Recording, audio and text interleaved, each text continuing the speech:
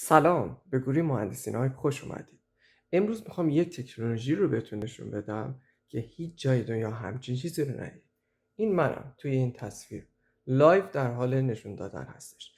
ما اینجا میخوایم هر چیزی رو که لمس کنیم برامون یه اتفاقی به وجود بیاره. مثلا من میذارم روی این و این چراغ روشن میشه. میزنم روی این چراغ روشن میشه. میذارم روش دوباره خاموش میشه.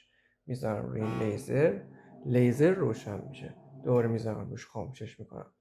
میام روی کولر نگه میدارم و پنل کولر رو برام میاره. میتونم کولر رو روشن کنم، دماش انتخاب کنم یا هر کاری که دلم خواست. حالا دوباره خاموشش میکنم برمیگردم.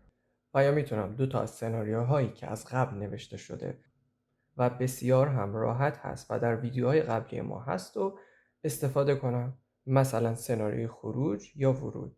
حالا من از سناریوی ورود استفاده میکنم که یه سری اتفاقا میفته، چراغا روشن میشه، کولر روشن میشه، پرده باز میشه و خیلی از چیزهای دیگه. حالا من اون سناریو که با آخر رسید میام سناریوی خروج رو میزنم که دوباره همینطور که مشاهده میکنید چند تا کار با هم انجام میشه. امیدوارم که از این ویدیو لذت برده باشید. تا ویدیوهای بعدی، خدا نگهدار.